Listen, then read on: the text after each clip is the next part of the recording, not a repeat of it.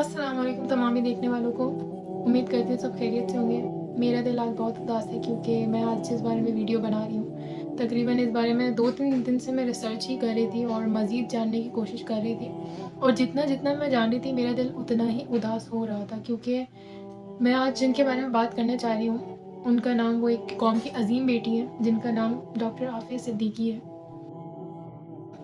बताती चलूँ कि वो कौन है, जिनको नहीं पता हो ताकि उन्हें भी मालूम हो जाए। डॉक्टर आफ़िया सिद्दीकी एक न्यूरो साइंटिस्ट हैं, जो कि जिनकी काबिलियत से अमेरिका भी डरने लग गया क्योंकि जो उनकी रिसर्च थी, उस लेवल की रिसर्च अमेरिकन साइंटिस्ट भी आज तक नहीं कर पाए। तो अल्लाह पाक ने इतनी अच्छी नेमत से पाकिस्तान के मुल्क को नवाज़ा, इतनी अच्छी बेटी अता फ़रमाई जो पाकिस्तान के लिए बहुत काम आ सकती थी और पाकिस्तान की मदद कर सकती थी। लेकिन वही कहते हैं ना, बदकिस्मती ऐसी होती है कि अल्लाह आपको नेमत भी दे तो हम उससे मुँह फेर लेते हैं। डॉक्टर आफ़िया सिद्दीकी 1972 में कराची सिंध में पैदा हुए और 1995 में उनका निकाह मोहम्मद अमजद खान से हुआ। एमआईटी से उन्होंने ग्रेजुएट किया और उनकी काबिलियत इतनी थी कि उन्होंने केमिकल से एक फार्मूला निकाला जिससे वो वेपन्स बना सकती थी और वो फार्मूला हासिल करने के लिए इवन यहूदी एजेंसियों ने भी उनसे रब्ता किया, पर क्योंकि डॉक्टर आफ़िया सिद्दीकी एक दीनी सोच रखने वाली थी, एक इस्लामिक एक्टिविस्ट थी और ऑल्सो वो एक हाफ़िज़ कुरान भी थी, तो वो चाहती थी कि जो उनकी अक़ल से जो भी फ़ायदा हो मुसलमानों को हो, मुसलमान ममालिकों को हो, इसलिए उन्होंने मना कर दिया मदद करने से। जिसका मुझे लगता है यही जो वो ज़ुल्म और सितम सह रही है, वो असल में किसी जुर्म की सज़ा नहीं है, वो मुसलमानों के लिए सच्चे होने की सज़ा है। वो इसलिए सज़ा है क्योंकि जो मुसलमानों के दुश्मन हैं, तो जो इस्लाम के दुश्मन हैं, वो नहीं चाहते थे कि मुसलमानों को इस चीज़ से फ़ायदा हो। लेकिन डॉक्टर आफ़िया सिद्दीकी का मैं जो कहूँगी कि उनकी जो हिम्मत, उनकी जो बर्दाश्त है, उसको मैं सलाम करती हूँ कि वो इतने ज़ुल्म सितम से गुज़री हैं जिसके बारे में मैं आपको अभी ज़िक्र करूँगी, लेकिन उन्होंने आज तक अपना मुँह नहीं खोला। उन्होंने वो फ़ॉर्मूला किसी को नहीं बताया, लोगों ने लाख कोशिश की कि वो फ़ॉर्मूला उनके हाथ लग जाए, पर उन्होंने नहीं बताया क्योंकि वो अपने मज़हब से और अपने लोगों से सच्ची थी। वो नहीं चाहती थी कि वो फ़ॉर्मूला दें और उससे वो जो वेपन्स बनाएँ केमिकल से, वो मुसलमानों के ही खिलाफ यूज़ हों।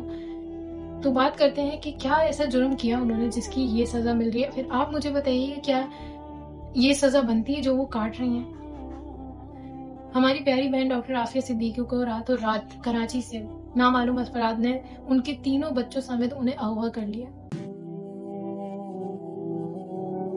बदनाम ज़माना है, जेल अफ़गानिस्तान में डाल दिया गया, किसी को बताए बगैर। यकीन मानिए कि 4-5 साल तक तो किसी को पता ही नहीं चला कि वो कहाँ हैं। फिर जाके किसी तरह ज़राइयों से पता चला कि वो ज़िंदा हैं और वो अफ़गानिस्तान की जेल में सज़ा काट रही हैं। और कि वहाँ पे एक कैदी था, जो जब वहाँ से रिहा हुआ तो उसका कहना था कि वो जब वहाँ पे था जेल में, उसी में जहाँ पर डॉक्टर आफ़िया सिद्दीकी थी, तो उसका कहना है कि वहाँ से उनके ज़ुल्म-सितम की ऐसी चीखें आती थी कि वो यकीन माने जब वो जेल से निकला ना, तो वो कैदी ज़हनी मरीज़ हो गया। तो जब सिर्फ़ चीखें सुनने वाले का ये हाल है, तो आप सोचें कि जिस पे वो गुज़र रही होगी, जिस पे वो ज़ुल्म हो रहा होगा, उस पे किस लेवल का ज़ुल्म हो रहा होगा, किस किस दर्जे का उस पे ज़ुल्म किया जा रहा होगा कि वो किस तरह बर्दाश्त कर रही हैं और उनकी सज़ा क्या, उनका जुर्म क्या था? सिर्फ़ और सिर्फ़ डॉक्टर आफ़िया सिद्दीकी की जो सच्चाई थी अपने मज़हब और अपने मुसलमान भाई-बहनों के लिए, वो मुसलमानों के काम ना आ जाए, उनकी ज़हानत से डर के उनको ऐसे-ऐसे केसेज़ में फँसाया गया और इसमें उनके हस्बैंड को भी साथ मिला लिया गया, जिनकी वज़ह से उनके खिलाफ झूठे बयानात दिए गए। उन्हें 9/11 के मास्टरमाइंड में भी बिला वजह कनेक्ट कर दिया गया।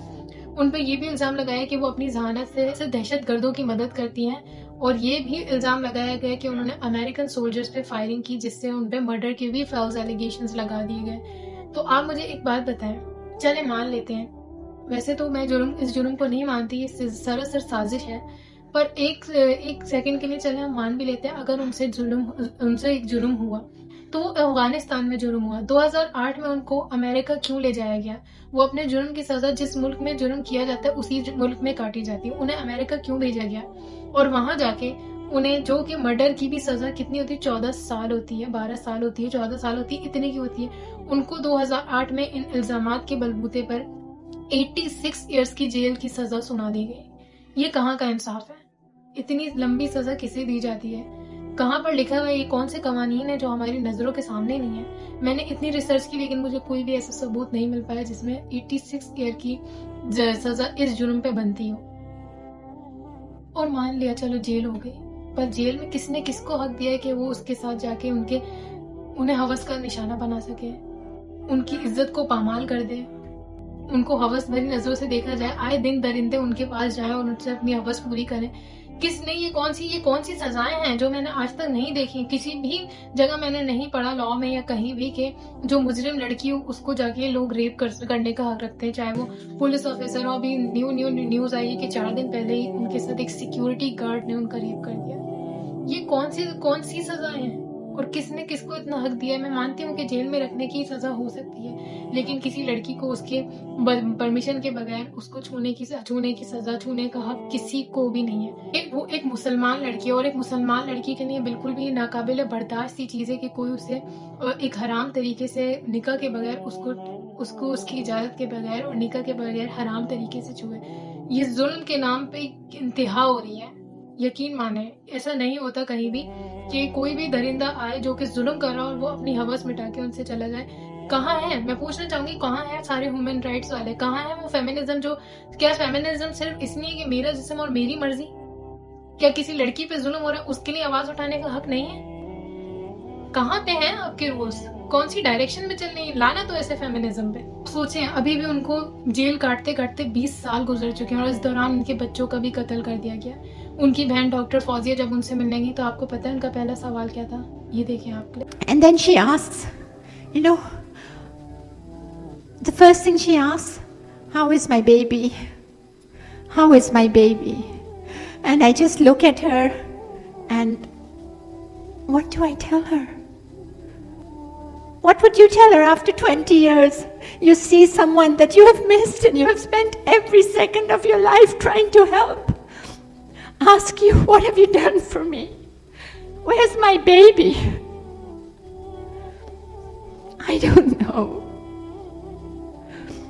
Where's my mother? How is my mother? Do I tell her I'm here bearing bad news? I couldn't. I just sat there. सोचता है कि वो जो 20 साल से उस जेल में पड़ी है, उसके 3 बच्चे हैं। कोई लड़की सोच सकती है कि वो अपने बच्चों से 20 साल से जुदा हो, उनकी शक्ल नहीं देखी हो, इतने साल वो अपने लोगों को नहीं देखी हो और वो बस सोचती हो कि कब कोई मिलना है। उसने अपनी बहन को देखा जब डॉक्टर फौजिया अपनी बहन डॉक्टर आफिया सिद्दीकी से मिलने गई। आप यकीन जानेंगे किस तरह से मिलने दिया। बीच में कांच की दीवार लगा दी गई। 20 साल में एक बहन मिलने जा रही है, तब भी वो अपनी बहन को छू नहीं सकती, उसको गले नहीं लगा सकती। इतने जुल्म की इंतहा। मैं कहती हूँ कि रूह लरस जाने वाली बात है ये। अल्हम्दुलिल्लाह आपकी दुआओं से आज मुलाकात हुई।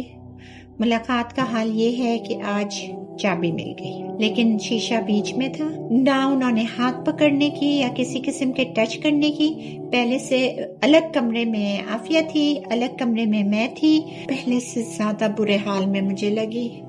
उसको इस दफा छोड़ते में मेरा दिल पता नहीं क्यों, वो भी कह रही थी इस दफा मुझसे भी नहीं रहा गया, और वो भी।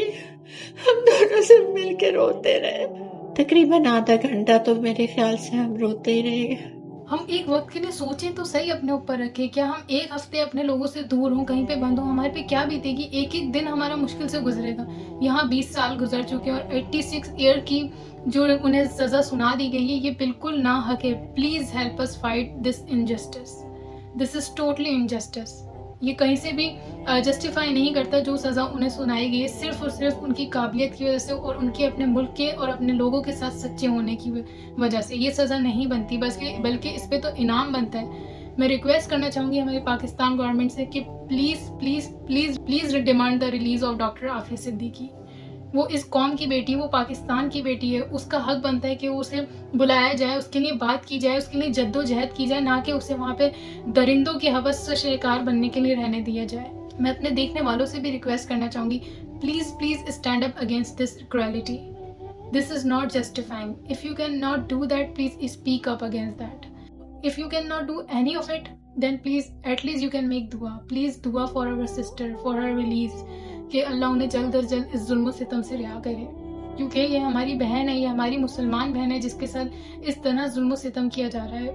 मैं सोच भी नहीं सकती कि किस तरह उन्होंने अपने आप को अब तक साबित कदम रखा हुआ है। इन लोगों का मकसद ये था कि ये उनको इतना टॉर्चर करें। पहले तो उनको इतनी लंबी सजा सुना दी और अगर वो बाई चांस छूट भी जाए तो इनका मकसद ये है कि उनको इतना टॉर्चर कर दिया जाए कि फिर वो अपनी अकल से किसी भी ममालिक की मुसलमानों की मदद ना कर पाए। आज इस बारे में नहीं अपनी आवाज़ उठाएंगे तो हमारी इंसानियत पे धब्बा है, क्योंकि इतना जुल्म कोई लड़की, कोई बेटी और मुसलमान पाकिस्तान की बेटी बर्दाश्त डिजर्व नहीं करती। मैं तो कहती हूँ किसी भी मजहब से भी कोई लड़की हो ना, किसी भी मुल्क से कोई लड़की हो, वो ये सज़ा नहीं डिजर्व करती जो उसके साथ हो रहा है। मैं अल्लाह से दुआ करती हूँ कि अल्लाह हमारी प्यारी बहन डॉक्टर आफिया सिद्दीकी को जल्द अज जल्द इस जुल्म सितम से, इस कैद से रिहा फरमाए। प्लीज़ आप लोग भी दुआ करें और इसके बारे में जो आपसे हो सकता है प्लीज़ इसके खिलाफ एक्शन लें। मैं अपने सारे देखने वालों से, इदारों से, हमारी गवर्नमेंट से, सबसे रिक्वेस्ट करती हूँ, प्लीज़ मेरी वीडियो को आप लोग लाइक भले ना करें, कमेंट ना करें, प्लीज़ इसको शेयर ज़रूर करें। अपना बहुत बहुत ख्याल रखें। अल्लाह हाफ़िज़।